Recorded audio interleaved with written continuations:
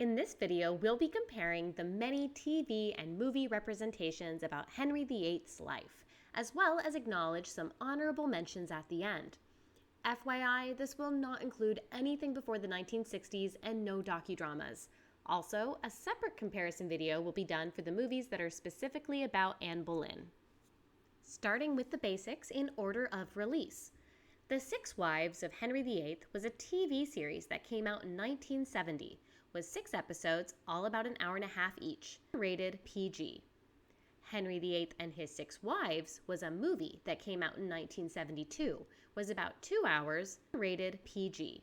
Henry VIII was a mini-series that came out in 2003, was 2 episodes, altogether 4 hours and 10 minutes. I would barely give this one an R rating. The Tudors was a TV series that came out in 2007, was 38 episodes, all about an hour long, and I give this a solid R rating.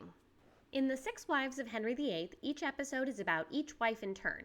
Episode 1 starts with Henry VII with his eldest son, Prince Arthur, traveling to meet Princess Catherine of Aragon. This is one of the few options we have that includes Catherine's story, instead of, starting at the end of her marriage to Henry. The series ends with the death of Henry VIII. Let's talk about the script. I appreciated that almost equal time is spent on each wife. As you'll see with our other options, most versions like to take the most time with the first 2 wives, then squeeze in the last 4 at the end. Another difference is there is less focus on romance. There is basically no time spent on the courtship of Henry and Anne Boleyn. One moment he's with Catherine, the next Anne. Similarly, one moment he's with Anne, and then next he's seen with Jane. More time is given to the fall of each wife. Since the focus is very specifically on the wives, a lot of the political and religious figures, such as Wolsey, Thomas More, that usually feature heavily are kind of glossed over or not there at all. We spend a little time with Cromwell and Cranmer, but still not as much comparatively.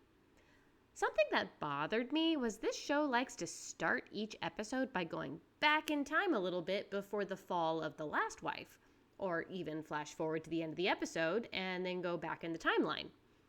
I understand why they did it in some instances, but I'm still not a fan. Acting. This is my favorite performance of Henry VIII by Keith Mitchell.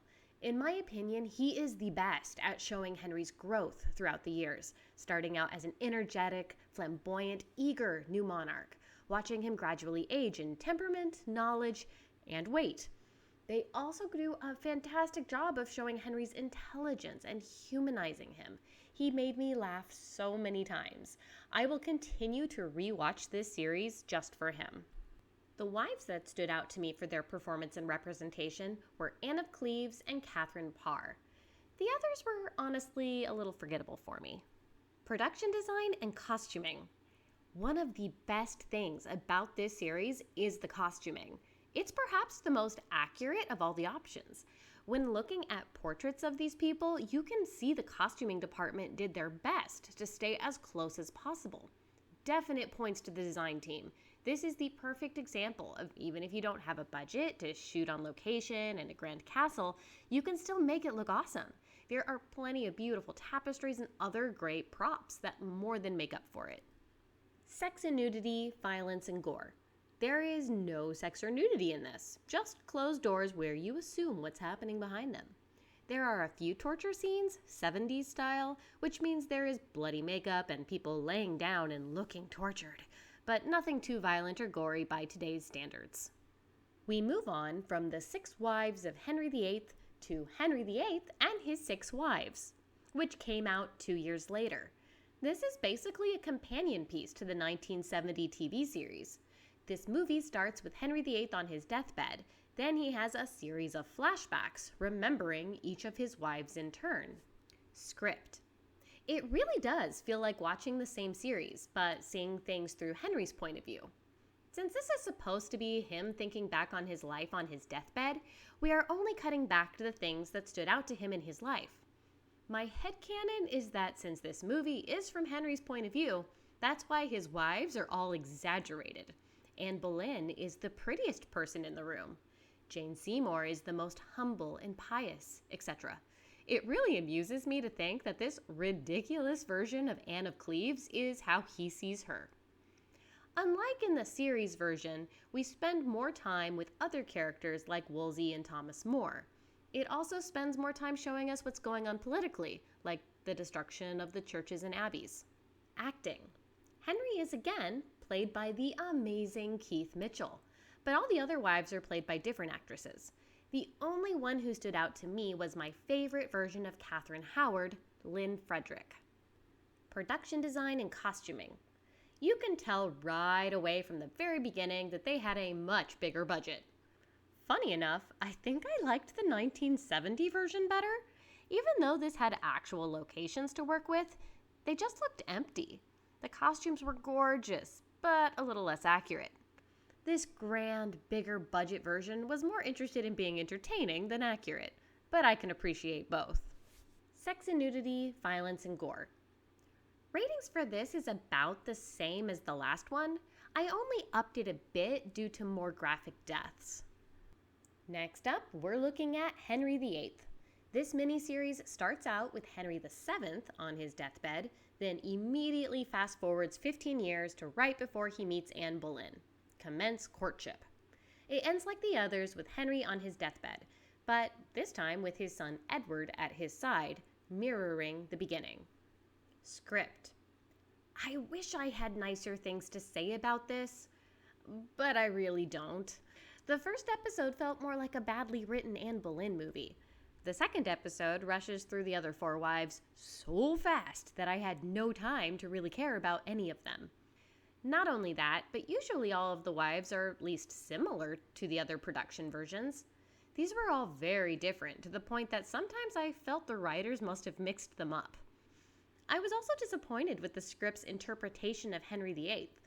He was supposed to be a charismatic, highly intelligent person.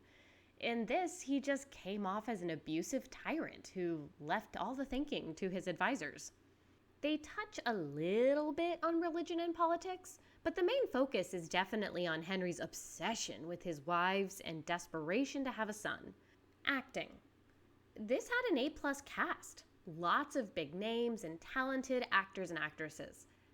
However, it felt like they were casting because of the actors' names and not because they would necessarily be good for the role. I will say a less talented cast would have made this fall even more flat. Production design and costuming. I don't have much to say about this. It's not that it was terrible, it just didn't have any wow or moments.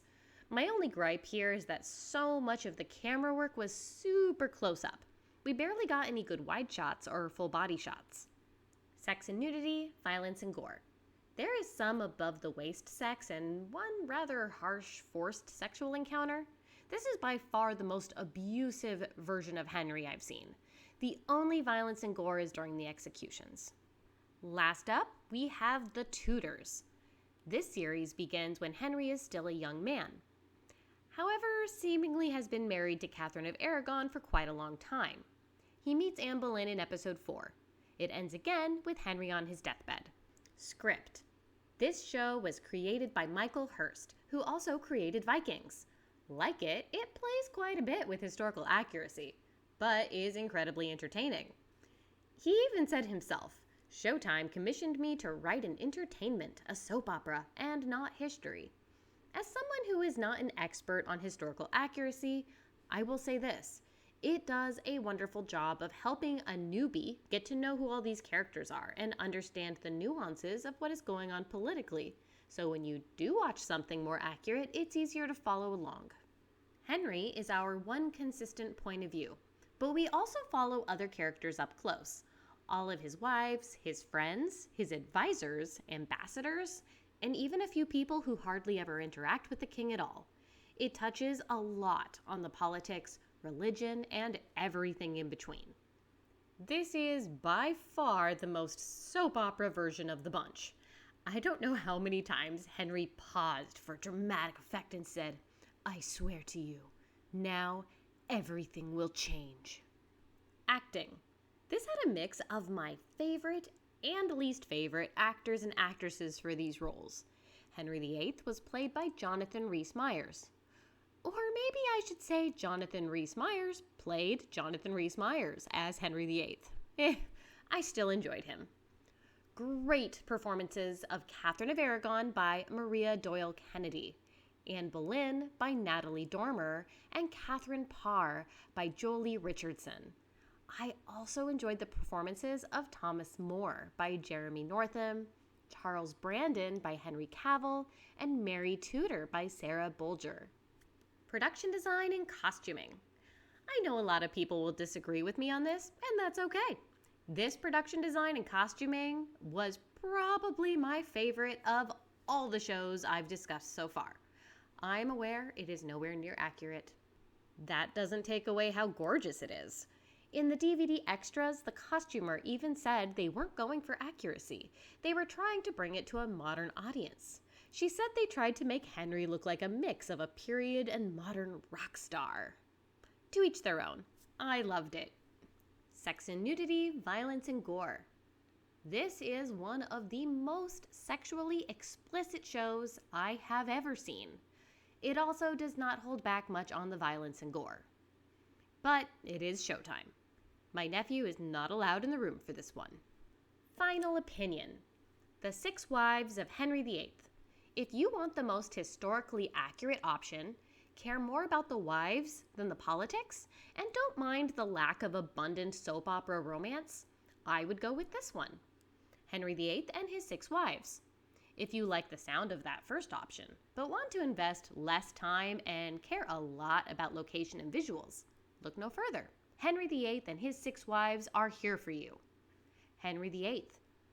Personally, this is my least favorite. However, if you are a big fan of big names like Sean Bean and Emily Blunt, definitely check it out. The Tudors.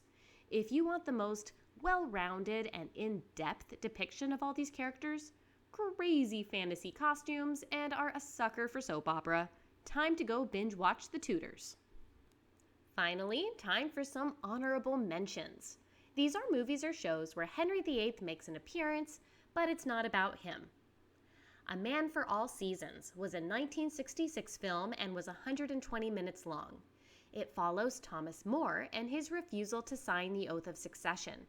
This movie has only a few scenes with Henry, but is well worth the watch. It won 6 Academy Awards, including Best Picture of the Year. If you're a fan of the classics, definitely recommend. Another version came out in 1988, but I have not had the opportunity to see it. Shakespeare's Henry VIII. The BBC released a movie of Shakespeare's Henry VIII in 1979 that was 2 hours and 56 minutes long. It's a very different version of the story, since it was written during his daughter Elizabeth I's reign. It starts when Anne Boleyn is already in the picture, showing her only in a positive light, and ends with Elizabeth's birth. Of course, she is celebrated as basically a goddess and the obvious future queen. While not anywhere near my favorite of Shakespeare's plays, it's worth a watch just to see how Henry's reign was interpreted during that time. Wolf Hall. In 2015, a 6 one-hour episode series was released about Thomas Cromwell. It starts before everything goes downhill when he's still working for Cardinal Wolsey. Cromwell is usually portrayed closer to a villainous character, but in this version, he's much more sympathetic. Interestingly, Thomas More, who's usually depicted as a perfect saint, in this version has some definite villain in him. All around, it has a wonderful cast. Some of my favorite portrayals of Henry and Anne as well. I went into this without any expectations, and now I am so excited they just announced a second season is coming out. Lastly, I have to do it. Six the Musical. I haven't seen it. I really need to go to New York and see this musical. It's basically about the 6 wives of Henry VIII. You know, a concert with pop music. Somebody please put in the comments how I can go watch this musical. Thank you. That's it. I hope this helped you out at all, or at least amused you. Happy watching.